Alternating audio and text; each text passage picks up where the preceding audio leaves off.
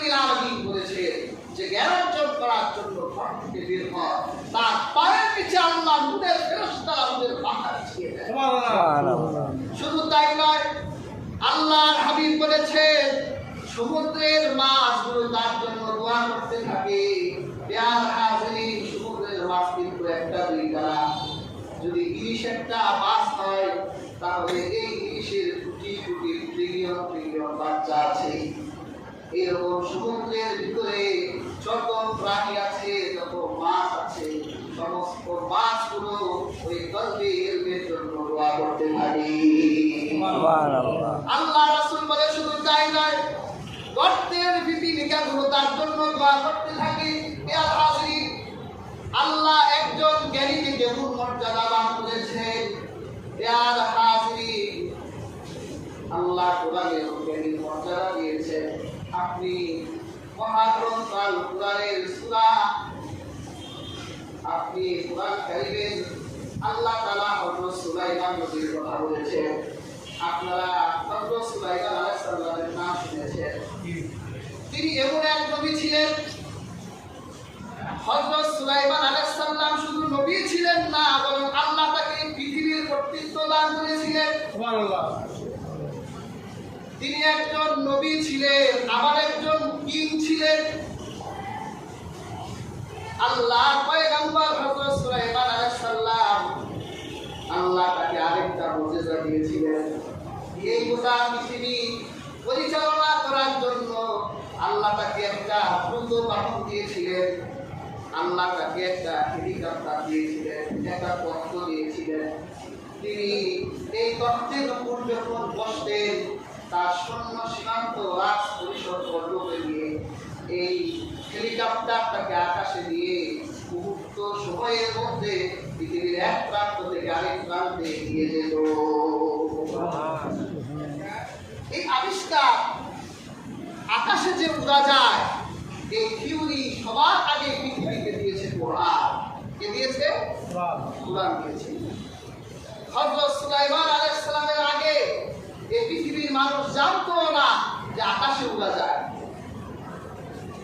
এই হেলিকপ্টার, বিমান, এগুলো তো শুক্র 8 দিনে আবিষ্কার হয়েছে, কিন্তু পৃথিবীতে প্রথম আকাশে উড়া যায় এই তথ্য দিয়েছে কোরআন। হযরত সুলাইমান আলাইহিস সালাম দিয়ে আকাশে উঠেছে, কারণ গোটা পৃথিবীর রাজত্ব আল্লাহ হযরত সুলাইমান আলাইহিস সালামকে দিয়েছিলেন। হযরত সুলাইমান আলাইহিস সালাম একদিন আকাশে উঠলেন,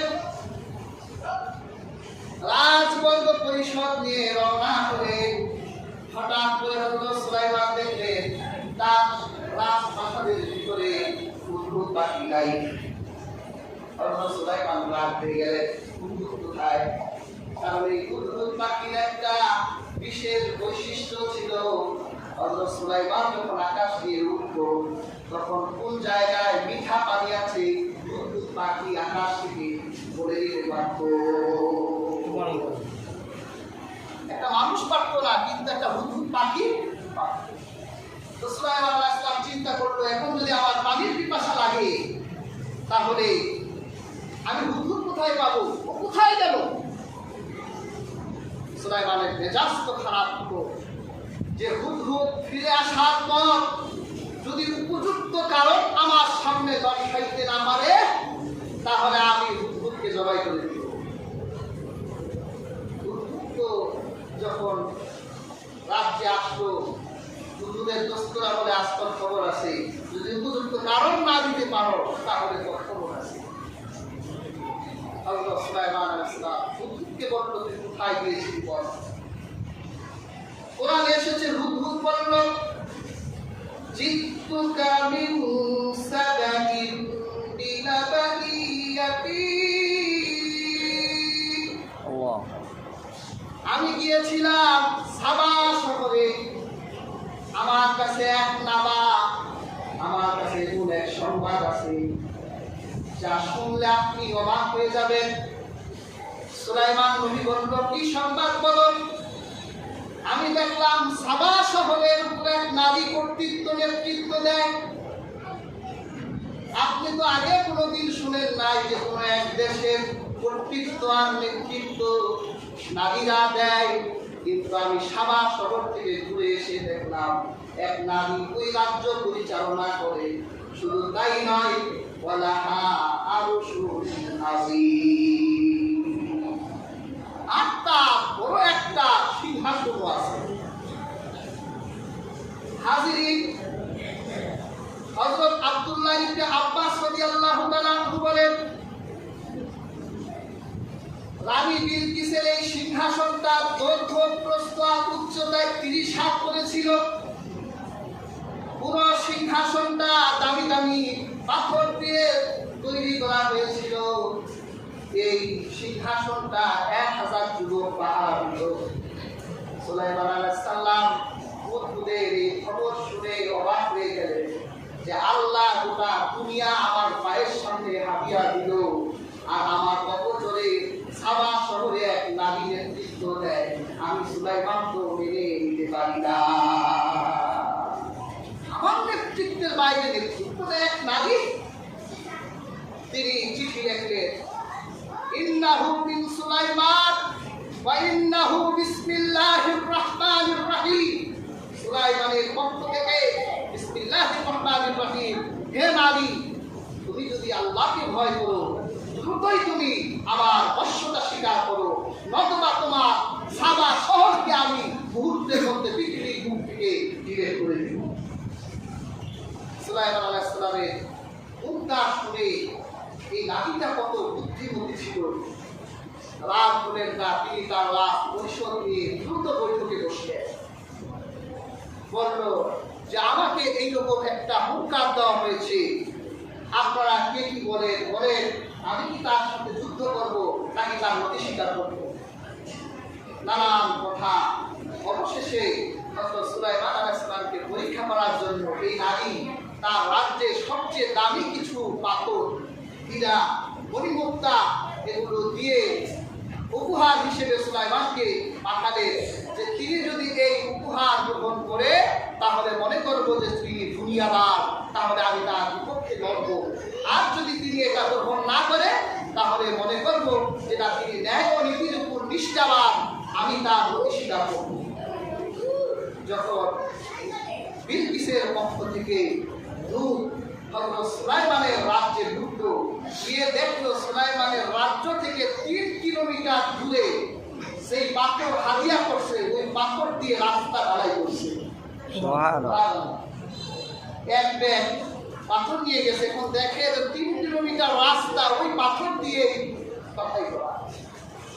সুলাইমানের কাছে আর না যে ফিরে গেল যে এই রাজা তো ন্যায় আর নীতির উপর নিষ্ঠাবান। বিলকিস বলল, ঠিক আছে, তাহলে চলুন আমরা তার কাছে গিয়ে নতি স্বীকার করি। তিনি যে দিন পালন করে আমার বাসনা, আমি তার দিনকে গ্রহণ করব। রওনা হলেন। 7 কামরার ভিতরে তার সেই সিংহাসন তালাবদ্ধ দেওয়া হলো। 1000 যুবককে রেখে যাওয়া হলো পাহারা দিবা, যাতে চুরি না হয়ে যায়। রওনা হয়ে গেল। হযরত সুলাইমানের রাজত্ব থেকে যখন বিলকিস 3 মাইল দূরে, তখন হযরত সুলাইমানের ভিতরে একটা বাসনা জাগ্রত হলো যে আমার কাছে এই মহাসম্রাটটি আসছে, তাকে তো উপহার দেওয়া দরকার। আমি তাদের সারপ্রাইজ করতে চাই। কিভাবে? আমার এই রাজ পরিষদের ভিতর থেকে কে আছো যে রানী বিলকিসের সেই সিংহাসনটা আমার কাছে এই মুহূর্তে এনে দিতে পারো? এরকম কেউ থাকলে তাড়াতাড়ি বলো, সে 3 মাইল দূরে আছে, দ্রুতই সে আমার এখানে চলে আসবে। কোরআনে এসেছে একটা জিন দাঁড়ালো,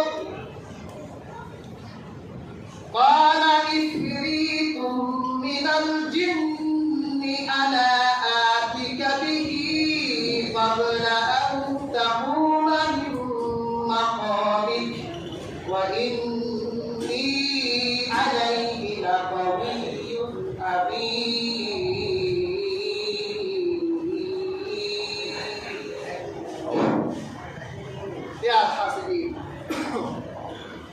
একটা জিন দাঁড়িয়ে বলল, আমি এই সিংহাসনটাকে আপনার কাছে এনে দিতে পারি সময় আমাকে দিতে হবে যে আপনি যতক্ষণ সময় রাজ্য পরিচালনা করেন এই পরিমাণ সময়ের ভিতরে আমি এনে দিতে পারবো। এই ক্ষেত্রে আমি বিশ্বস্ত এবং পরিশোধিসার 3 ঘন্টা সময়ের মতো অনেক মুফাসসিররা বলেছে যে জিনটা 3 ঘন্টা সময় চাইল, 6 মাসের পর 3 ঘন্টার ভিতরে কি বলে। আমাদের সমাজে এখনো অনেক মানুষ আছে যারা জিনের অস্তিত্ব স্বীকার করতে চায় না। দেয়ার হাজির যারা জিনকে অস্বীকার করে আমরা তাদেরকে কাফের বলি, সে মুসলমান নয়। কারণ কুরআনের অসংখ্য আয়াতে আল্লাহ জিনের অস্তিত্বের কথা বলেছে। তো জিনকে অস্বীকার করার অর্থ হলো সে আল্লাহর কুরআনের কমপক্ষে অনেকগুলো আয়াতকে সে অস্বীকার করে। কাজে আমরা জিনের অস্তিত্বকে স্বীকার করি। আল্লাহ তাআলা জিনদের ভিতরে এই ক্ষমতা দিয়েছে। বিশেষ করে আমাদের মেডিকেল ডিপার্টমেন্টে অনেক ডক্টররা স্বীকার করতে চায় না, বলে জিনটির মধ্যে কিছু নাই। দেয়ার হাজির হযরত সুলাইমান আলাইহিস সালাম বলল, না, অনেক সময় হয়ে যায়, আমাকে দ্রুত এর চেয়ে আরো দ্রুত কে এনে দিতে পারো দাঁড়াও। আল্লাহ কোরআনে বলেছেন, ক্বালাল্লাযীনা ইনদাহু ইলমুম মিনাল কিতাব। হযরত সুলাইমানের কাছে একজন কিতাবের জ্ঞানধারী একজন আলেম ছিল। এই আলেম দাঁড়িয়ে গেল। সুবহানাল্লাহ। একজন আলেম যার ভিতরে আল্লাহ কুরআনের আল্লাহ কিতাবের জ্ঞান আছে, এই আলেম দাঁড়িয়ে বলল, আনা আতিকা বিহি ক্বাবলা আইয়া তাত্তা ইলাইকা তারফু। সুলাইমান, আপনি শুধু চোখের নজর ফেলবেন, আমি আপনার চোখের নজরই দাঁড়িয়ে দিতে পারবো। সুবহানাল্লাহ। কয়েক ন্যানোসেকেন্ড সময় লাগে চোখের নজর ফেলতে। হযরত সুলাইমান আলাইহিস সালাম বলল, হ্যাঁ, এই সময়টাই আমার দরকার ছিল।